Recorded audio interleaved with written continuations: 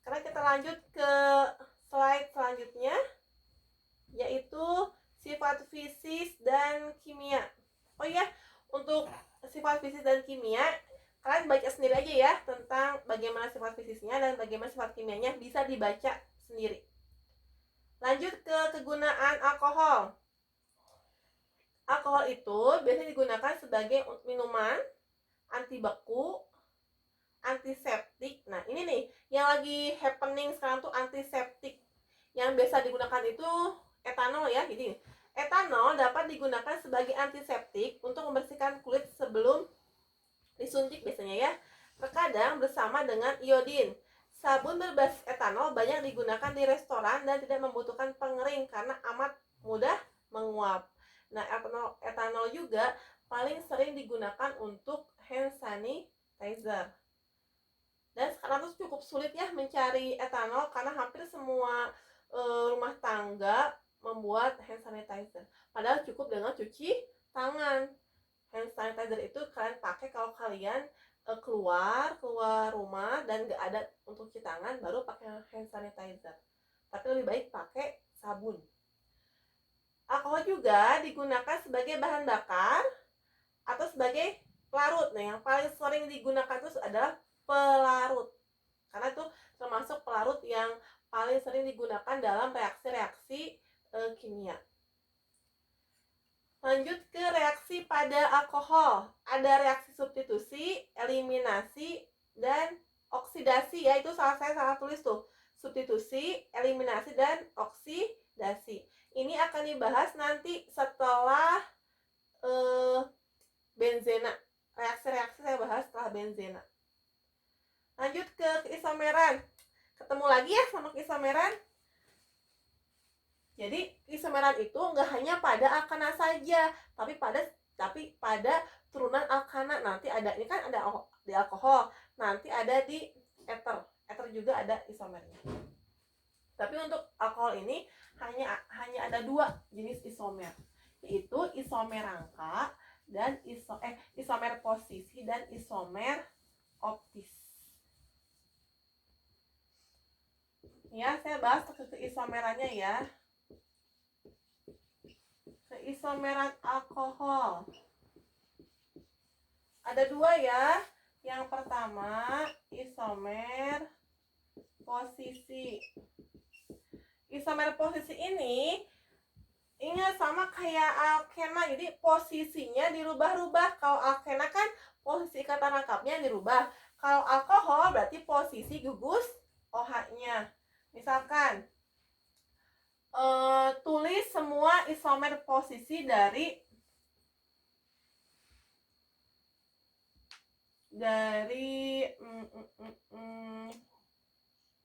apa ya, pentanol. Berarti kalau kayak gitu kita buat dulu pentanol. Pentanol itu C-nya 5.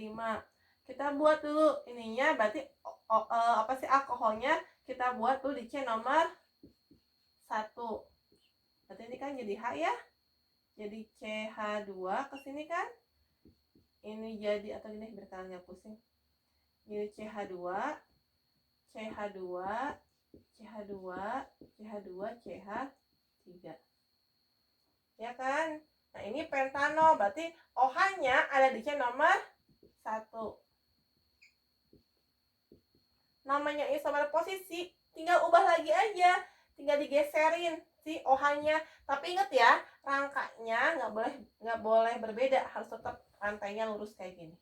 Berarti kita pindahkan dari yang pertama, pindahkan ke yang kedua. Ini jadi CH3, CH, CH2, CH2, CH3.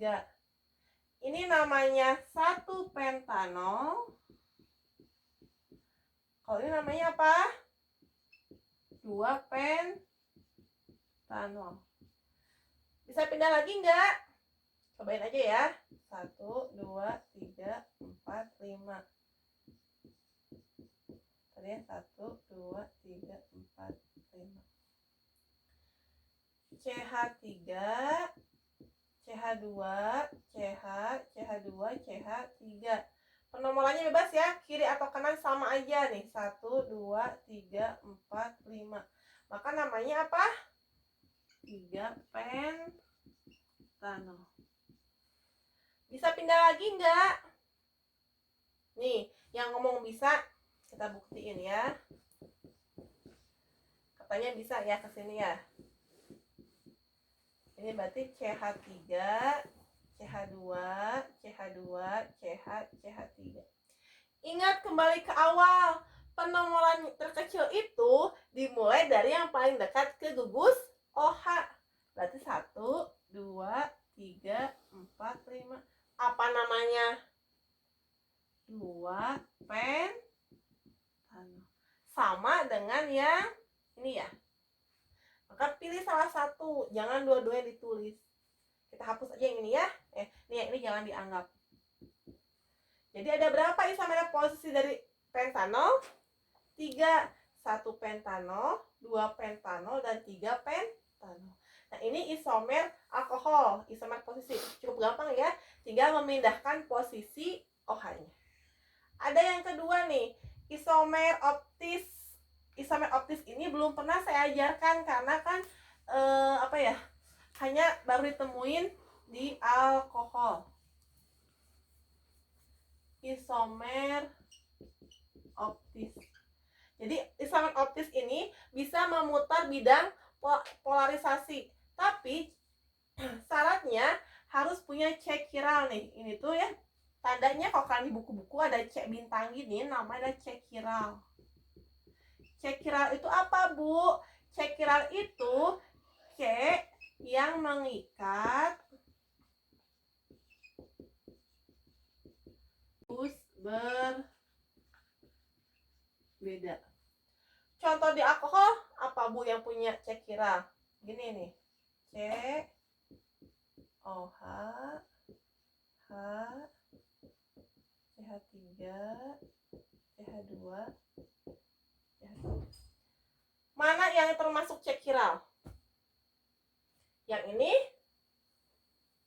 Salah. Kalau ini kan hanya mengikat 3 C ya.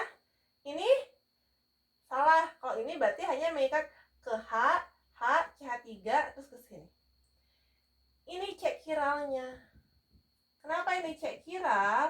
Karena ada alkoholnya ke atas, ada metilnya ke bawah, ada metilnya ke samping, ada hidrogen, ada juga C2H5. Jadi C ini mengikat 4 gugus berbeda.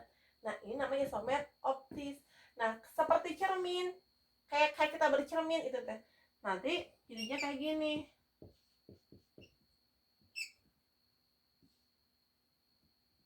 Kalau mau di ini nih, CH3, CH2,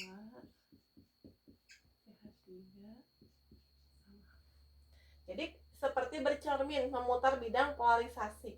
Ini namanya C chiral. C chiral itu adalah terjadi bila alkoholnya itu C-nya itu mengikat 4 gugus yang berbeda. Ada alkohol, ada yang lainnya, pokoknya 4 gugus berbeda. Itu namanya keisomeran optis. Kembali lagi ke slide-nya ya, nih. Terdapat 2 jenis alkohol yang memiliki isomer optik, yaitu alkohol sekunder yang memiliki 2 alkil yang berbeda yang terikat pada COH, dan alkohol tersier mengikat 3 alkil berbeda yang terikat pada COH.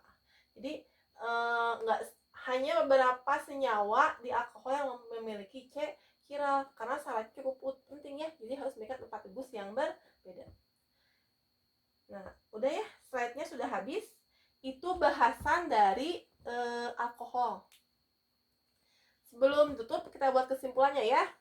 Jadi tadi kita udah bahas tentang alkohol tuh dari mulai penamaannya, klasifikasinya. Ingat ya, klasifikasi itu ada alkohol primer, sekunder, tersier. Gak ada kuartener ya. Atom karbon alkohol primer yaitu berarti OH-nya terikat pada C primer. Alkohol sekunder OH-nya terikat pada C sekunder. Alkohol tersier OH-nya terikat pada C tersier. Penamaannya ingat, penamaannya itu pilih rantai utama, rantai yang terpanjang dan memiliki gugus OH. Yang kedua, penomoran terkecil dimulai dari yang paling dekat ke OH. Yang ketiga, hampir sama seperti akana. Kalau ada dua cabang yang sama, pakai awalan di. Kalau ada dua cabang berbeda, ada metil sama etil, ingat tulisnya apa dulu? Berdasarkan abjad, berarti etil terlebih dahulu. Kemudian penggunaan alkohol udah kita bahas. Untuk sifat fisik, sifat kimia silahkan baca di rumah. Terus ke isomerannya, ada dua isomer ya. Ada isomer posisi itu cukup merubah posisi OH-nya. Yang kedua ada isomer optis. Itu saja yang bisa saya sampaikan. Silahkan dipelajari di rumah sama kalian. Tunggu soal dari saya, akan saya kirim lewat WA. Tapi nanti kalian jawabnya kirim ke email saya ya, jangan dikirim lewat WA. Itu saja yang bisa saya sampaikan. Terima kasih, semoga tetap sehat selalu. Jangan lupa berdoa dan belajar serta bahagia. Assalamualaikum warahmatullahi wabarakatuh.